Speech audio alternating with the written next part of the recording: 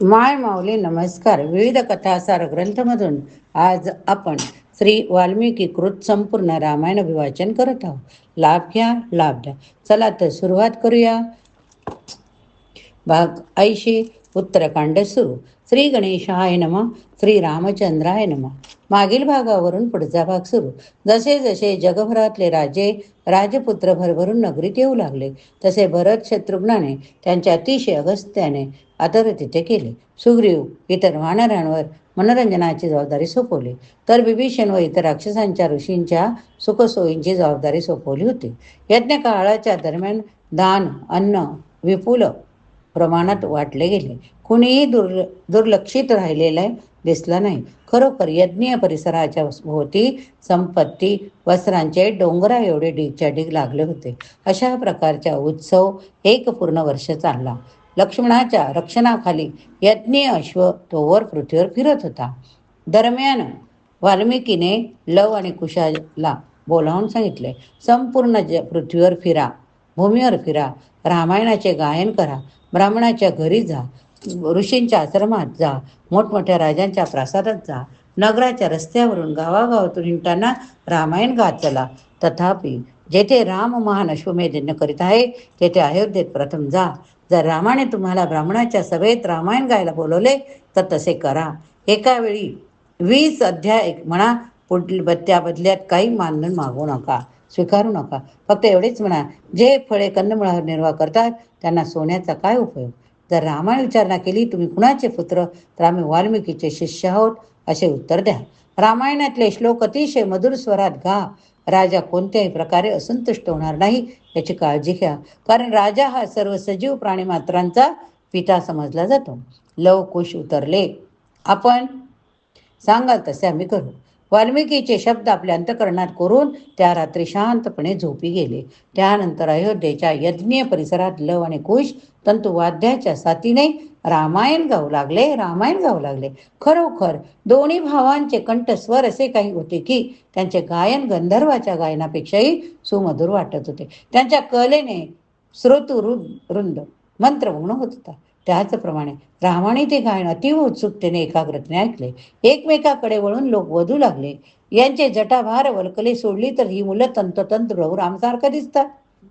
पहिले 20 अध्याय ऐकल्यावर रामाने लक्ष्मणाला सांगितले, या उदार अंतकरणाच्या मुलांना 20,000 सुवर्णमुद्रा, भरजरी वस्त्र, ते जे काही इच्छित असते ते द्या. तथापि लक्ष्मणाने जेव्हा या भेटी देऊ केल्या त्यांना आकरून लवकुश काय म्हणाले, ते जे फळे कंदमुळावर राहता अशा तपस्व्यांना सोन्याचा काय उपयोग. आश्चर्य अतिरेकाने रामाने विचारले, या महाकाव्यात किती भाग आहे, कोणत्या ऋषींचेही रचले. जुळ्या मुलाने उत्तर दिले, महाराज व महर्षी वाल्मिकी आमचे आध्यात्मिक गुरु आणि तेच या महान साहित्य कृतीचे जनक. तुमच्या आयुष्याचा सर्व इतिहास त्यांनी यात शब्द चित्रित केला. काव्याचे 6 भाग. 7व्या भागात तुमच्या लीलांच्या सांगतेचे वर्णन. जर तुमची इच्छा असेल तर तुमच्या यज्ञाच्या कालावधीत आम्ही संपूर्ण रामायणाचे गायन करू. त्यानंतर पुढे कित्येक दिवस जेव्हा लव कुश रामायण गात होते ते ऐकताना राम अमर्याद आनंद अनुभवत होते. शेवटी रामाने निष्कर्ष काढला, कुश व लव हे सीतेचेच पुत्र असले पाहिजे, यात काही शंका नाही. आपल्या पुत्रासाठीच्या प्रेमाने रामाचे हृदय उचंबळून आले. संपूर्ण वस्तुस्थितीचा सखोल विचार करून रामाने श्रेष्ठ आचरण करणाऱ्या अशा दूतांना बोलावले. त्यांनी आज्ञा केली, आत्ताच्या आत्ता महर्षी वाल्मिकीच्या आश्रमात जा. त्यांना पुढील प्रमाणे निरोप सांगा. जर सीता खरोखरच निर्दोष असेल, तिचे चारित्र्य जर पूर्णपणे पवित्र असेल तर आपल्या अनुमतीने तिला इकडे घेऊन यावे, म्हणजे ती येथे जमलेल्या नगरवासियांसमोर आपला निष्पाप भाव ते सिद्ध करू शकेल. हे दूतांना महर्षीचा निरोप घेऊन घाईने परत या. उद्या पहाटे सीतेला येथे येऊ द्या. माझ्यासमोर तिचे पावित्र्य सिद्ध करू द्या. जेव्हा सीतेने रामाचा प्रस्ताव ऐकला तिला हे करणे अशक्य वाटले, कारण सार्वजनिक रित्या असे करणे तिला लज्जास्पद वाटत होते. म्हणून मनासे कठोर निश्चय करून ती भगवे वस्त्र नेसून वाल्मिकी ऋषींसोबत अयोध्येकडे निघाली. संपूर्ण कोसल देशातून प्रचंड जमाव तिथे गोळा झाला, कारण प्रत्येकाला सीतेला पाहण्याची उत्सुकता होती. आपण सुद्धा डोळ्यासमोर चित्र आणा. खरोखर आपल्याला किती आनंद मनात नव्हतोय, आत्मिक समाधान लाभते हे आपण अनुभवूया. खरोखर ब्रह्मदेवाच्या आधिपत्याखाली सर्व देवतागण, अग्रणी ऋषी, नाग, सिद्ध आणि इतर उच्च लोकांचे रहिवासी सीतेच्या पावित्र्याची परीक्षा बघण्यासाठी तेथे आले होते. शेवटी महर्षी वाल्मिकी सीतेला घेऊन तेथे आले. सीता महर्षीच्या पाठोपाठ मान खाली घालून हात जोडून चालत होती. तिच्या नेत्रात अश्रुधारा वाहत होत्या. आपल्या हृदय मंदिरात बसलेल्या श्रीरामाचे ती चिंतन करीत होती. जमलेले लोक कुतूहलाने कुजबजत होते. तेव्हा वाल्मिकी रामाजवळ गेले, म्हणाले, हे दशरथ कुमारा, तिचा तुम्ही लोकपौधाच्या भीतीने त्याग केला.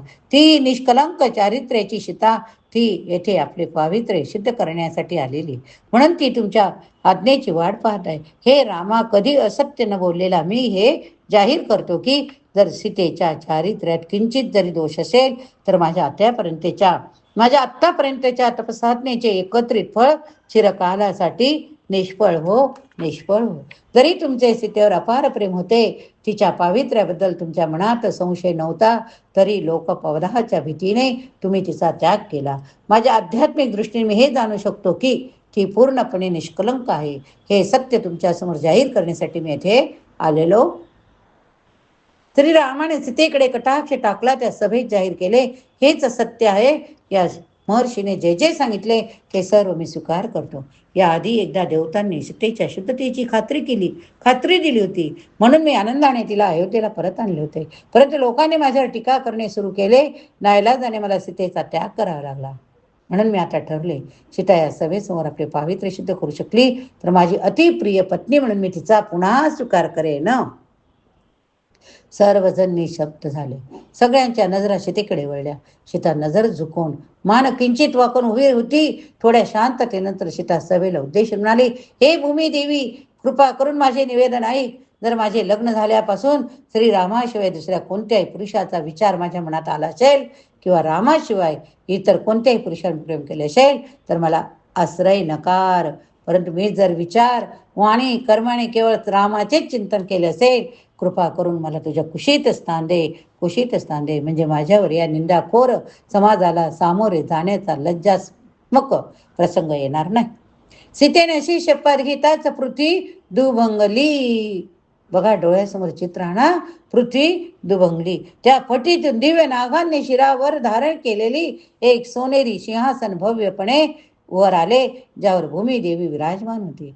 भूमी देवतीने, पृथ्वी देवतेने देवी सीतेचे स्वागत करून तिला आपल्या मिठीत घेतले. तिला आपल्या बाजूला त्या सिंहासनावर बसवले.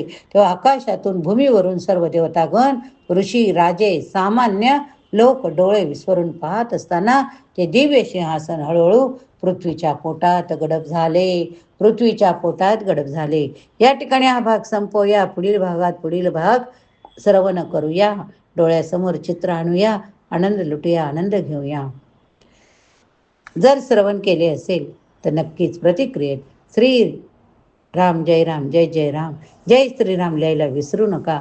बोला जय श्रीराम.